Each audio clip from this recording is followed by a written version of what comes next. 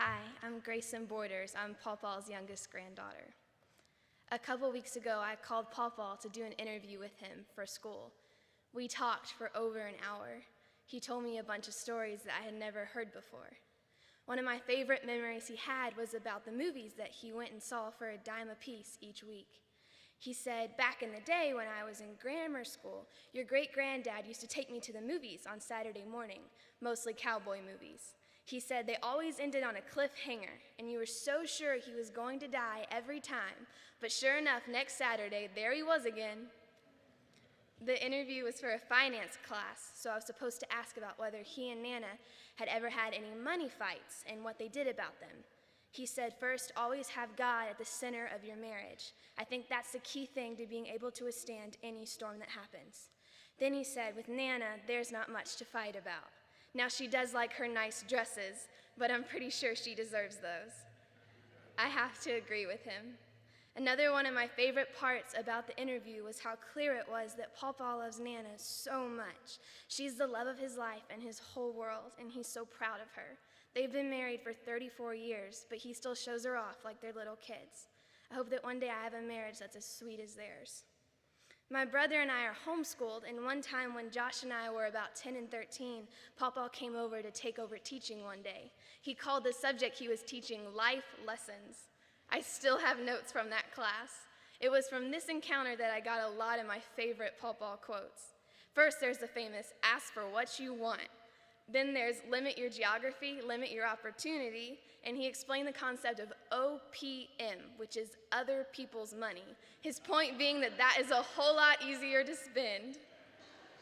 And while those all might be a little bit funny, it's because of him and the example that he led and all the things that he taught me that I'm going to dream bigger and take risk and not be afraid. And I have my granddad to thank for that.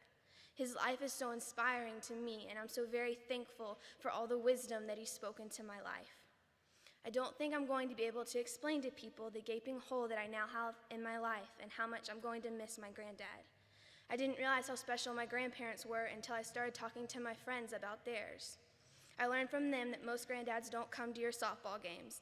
They don't teach you life lessons. They don't give you bear hugs. Most granddads aren't super fun to hang out with and talk to. Most granddads don't leave such a beautiful legacy behind them, but mine did. Paw Paw was special, and I'm gonna love him forever and ever. Whenever my parents told me he had cancer, I wrote an email to him telling him how much he meant to me and that I knew he was going to beat this. And I just want to say that Paw Paw did beat cancer, and he beat sickness, and he beat death because he believed in Jesus. This world is so, so cruel, but Jesus overcame the world. And because Paw Paw believed, he overcame the world through Jesus. And now he's up there waiting for all of us, and I can't wait to see him again. I know he's watching us, and I hope I make him proud.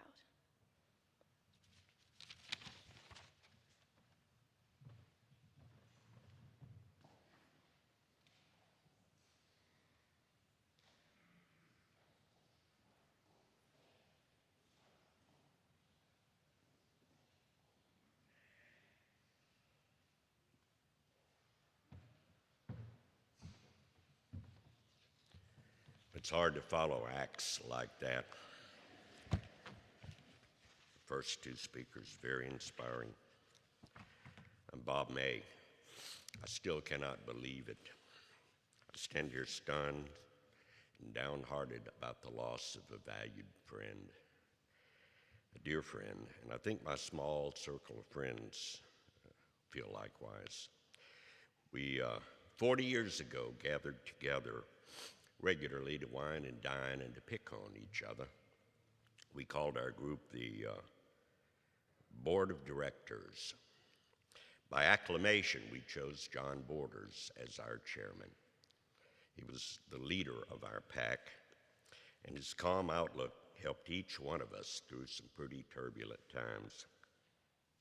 John was our fortress. Members of the board have asked me to share some brief thoughts about him with you. And I'll begin with a fellow by the name of Jack Shell. Jack Shell is one of radio's bright bulbs. He's a radiant talent and an acute observer of the human condition. But he's also like a lot of radio people I know. He's weird. Strange guy, different. I get that. Jack's a lot smarter than me, so a lot of times when I talked with him, I didn't quite know what he meant. But that's not the case this time. I get it. Here's what Jack asked me to share with you about John. Jack said, as with most of you, John and I crossed paths many times since we met in Waco in the early 60s.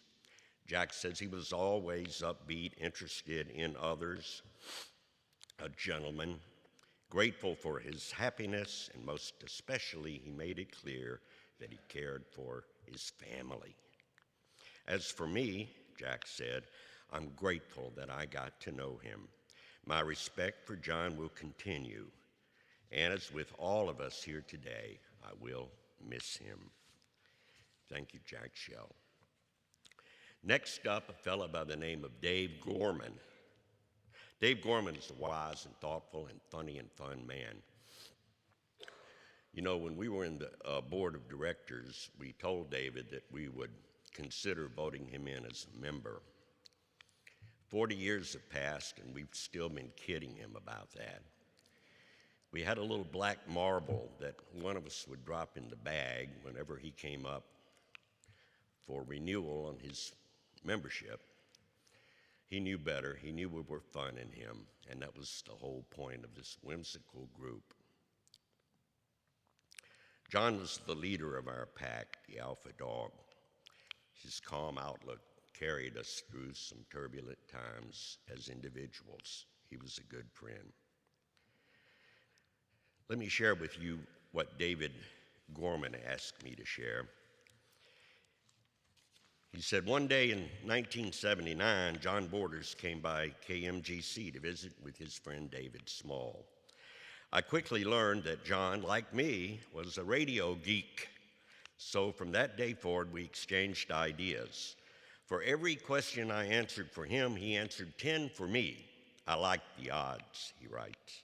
Those are the kind of people to keep on your speed dial. Except, he said, we all belong to a social club called the Board of Directors. The guys kept telling me that I wasn't actually a member, since someone supposedly was blackballing me every time I came up on an annual basis to join. But I knew better. I knew they were fun in me.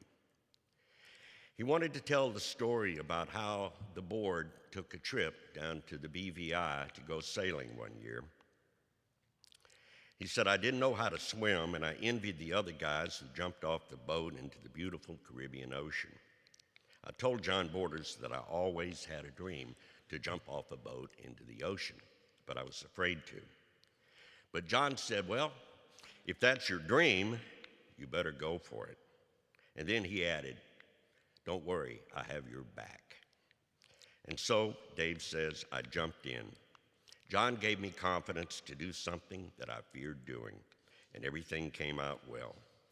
That's the kind of friend he was.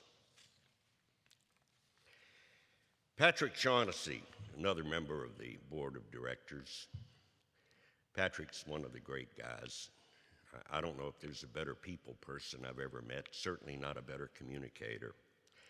I'm proud to try to communicate what his thoughts are about our friend John. He says, I first met John when I moved to Dallas 360 years ago. Wait, is that a typo? Well, you know, these old Irish guys stick around for a long time. But I believe that's 36 years ago. Pat goes on to say he was the voice talent on our stereo rock format at TM. As we say in the business, he writes, John had a great set of pipes. He had a wonderful voice and a commanding presence. In addition to his talent, he had brains as well, but he could put you at ease with his self-effacing style. Over the years, we became friends, and I saw him as a loving husband and a wonderful family man. I honestly never knew him to be anything but warm, generous, caring, and gracious to all. He was also a supreme practical joker. I know. I'm not going to tell you about some of those either. But anyway, he was a passionate Baylor fan, as we know, and he had great seats, as we know. However, the thing, Pat writes, the thing I admired most was his amazing ability to out-fumble people by picking up the tab for lunch. And we all loved that part, didn't we? He's a true Hall of Famer. Lastly, there's no doubt our good Christian friend is in heaven, because if he isn't, we're all in big trouble. God bless you, Johnny. Well said, Pat. Dave Smalley. David Small put together the best single professional staff of broadcast people in one radio station in this town in history. Many of you here were part of that magic time with us. It was a wonderful experience. We call David Small the General, and we always will. Here's what David Small had to say.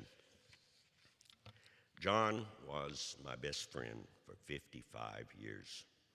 We met at Baylor, and John has had my back ever since. How many people can claim a best friend for 55 years? John married Pam, the smartest move he ever made. They have, in my opinion, he writes, perfect marriage, best friends and great lovers of one another. What can be better than that? He says, I know I will miss John every day for the rest of my life. God bless you, Johnny B. Thank you, David. I totaled up all the years that this group of people on the board have been running together as friends, and it totals 310 total. Now, if you put in the 360 with Pat, we're going to get near 700. But I'm Bob May, and I want to take a moment and share some of my thoughts about John. I saw John press forward on occasion when lesser men would have given up. I witnessed him face adversity with humor and a gentleness and a deep sense of faith in his God. He watched me do foolhardy things regularly, and he forgave me for doing them. That's what a friend does. Although he taught me and many of you a lot about the broadcast business, he taught us more about the business of living a worthy life. I've been looking for a quote, a passage to try to describe the kind of friendship that we had with John, and I think I found it here in the writings of a lady named Anne Lamott. She said, a friend's love turns out to be the sound of God at the mouth of the cave, a breeze to sustain and guide you and me to a safer place. As we know, in his own classic style, John Borders guided us to safer places, and we're grateful for that. However, I have two grumbles I'd like to share with you about John before I leave the podium. Number one, I just don't understand how a great basketball star could leave us during March Madness and the Final Four. But he did. The other grumble I have is about the name he chose in his stardom at many years ago during the rock and roll era at KLIF. He called himself Johnny Dark. Johnny Dark. I don't see how that applies to John at all. In fact, there was never a dark side of the man. None at all. He always will be, he was and is, and I guess I could say always will be, our shining example of light and a life well lived. Thank you.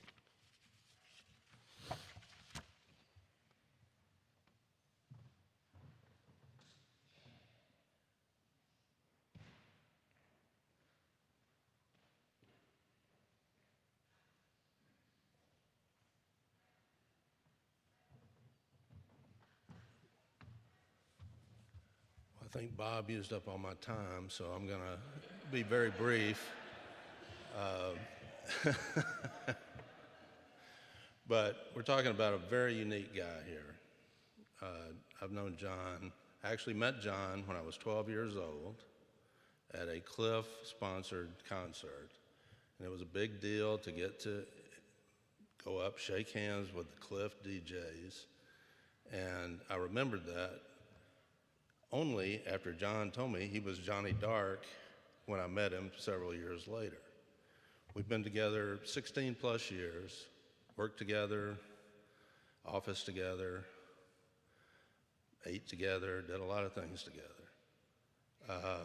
And as I said, John is an incredibly unique guy. I was trying to think what I would say, and I tried to just think of a few words that come to my mind when in our relationship. And the first one that came to mind was charitable. John was probably the most giving person I ever met in my life. If he ever met someone that needed something, he was the first person to give his time, money, anything to help. We used to sit in the office and somebody would say, "Who is that out front?" Well, that's somebody that wants something from John. Uh-oh. Because we knew he would be giving. Second thing, which may be the most unique thing about John, was that his ability to totally focus on you and your interest, and he had no agenda whatsoever with himself when he was working with you, talking to you, helping you, whatever he was doing, whether friend, family, business associate, whatever, your interests were his interest. And you never had to think twice about when he told you what he thought about something, whether that was what he really thought or not.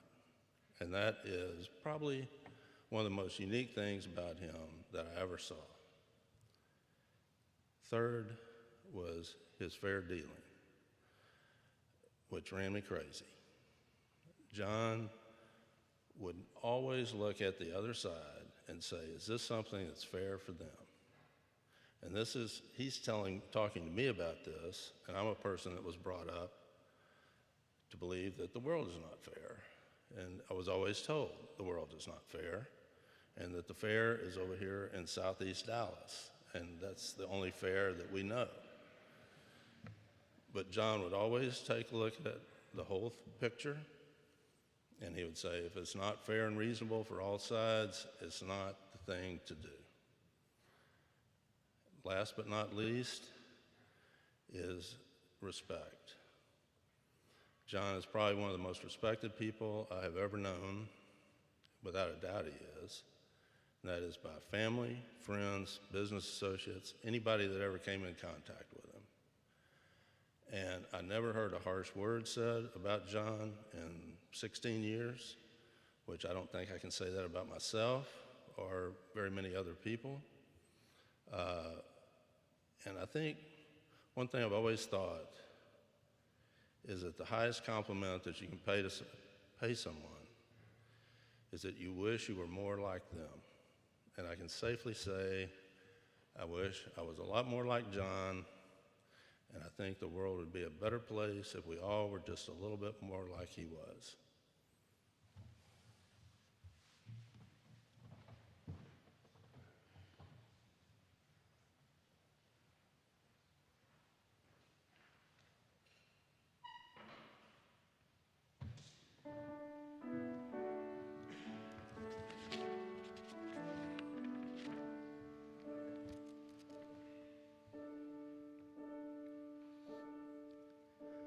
When I am down and oh my soul so weary, when troubles come and my heart burdened be,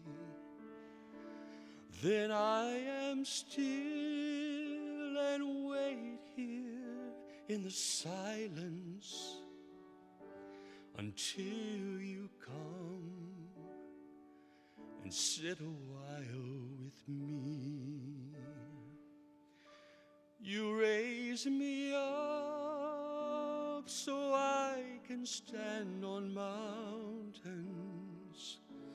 You raise me up to walk on stormy seas.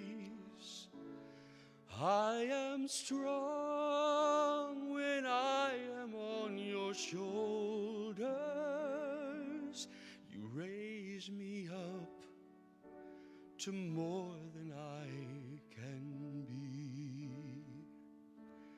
There is no life without its hunger. Each restless heart beats so imperfectly. But when you come and I am filled with wonder, sometimes I think I glimpse eternity. You raise me up so I can stand on mountains. You raise me up to walk on stormy seas. I am strong when I am on your shoulders. You raise me up to more than I can be.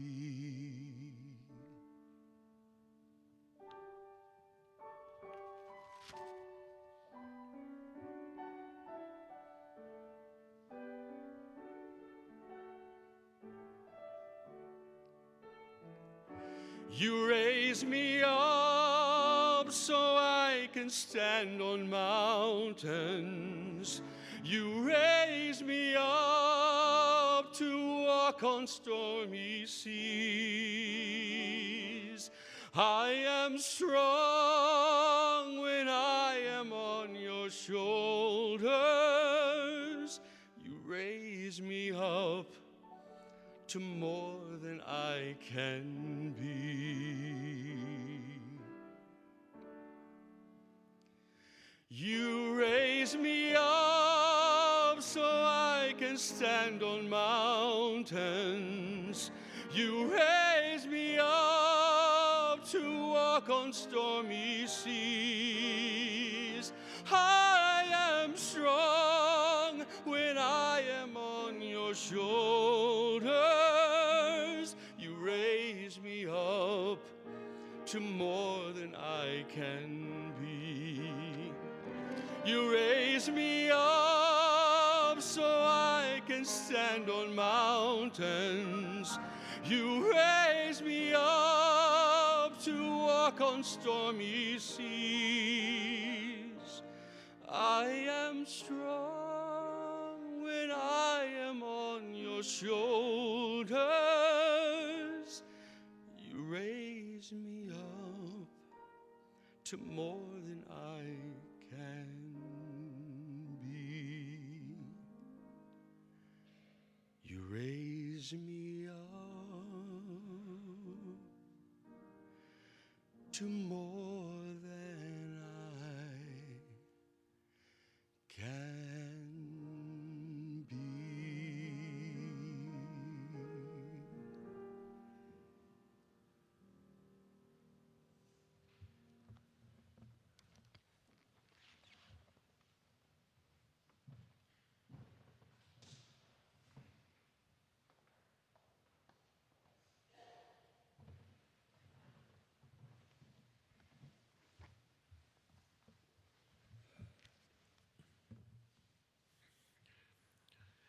John Mack Borders was born on October the 11th, 1937 here in Dallas, and he passed away this past Wednesday at the age of 78. John had been diagnosed with pancreatic cancer in January, and he put up a courageous fight against that dread disease. John is survived by his wife of 34 years, Pam Borders, his sister Nancy Fagan of Dallas, His brothers, Tommy Borders of Dallas, Jamie Borders of Waxahachie, and Joey Borders, also of Waxahachie, and John's two sons, Greg Borders and his wife Lori, and their children Janie and Jessica of Aledo, Texas, and his son Jeff Borders and his wife Gayla, and their children Grayson and Josh of Heath, Texas. As you have heard, John was born in Dallas and was raised in Waxahachie, the oldest of 4 children. John's dad was a cotton farmer, and John had lots of opportunities to enjoy the full cotton picking experience. While still in high school, he got a job as an announcer at a radio station, KBEC 1390 AM, and John decided that radio fit him a little bit better than the cotton business. So he kept at the radio business and never looked back. John was a great athlete. He got a basketball scholarship to Baylor University, graduated, and then continued with his radio aspirations. From his part-time job at a Waxahachie radio station, John built the 25th largest radio broadcasting system in the nation. He did this by having an eye for talent and knowing how to build a great personnel team. The same eye for quality personnel probably served him well 34 years ago when he went on a blind date and met Pam. The first date, Pam says, went okay, but she really wasn't sure if it was going to lead to anything. But then John called her back and asked her to go country and western dancing, and that did it. They have been dancing through time and space ever since. I know this morning that John's true eulogy lies in your hearts and vivid memories of him. I know that. You've already heard personal tributes of his loving presence and personal accomplishments. I will simply highlight a few facets of John's life. First of all, John was a radio man.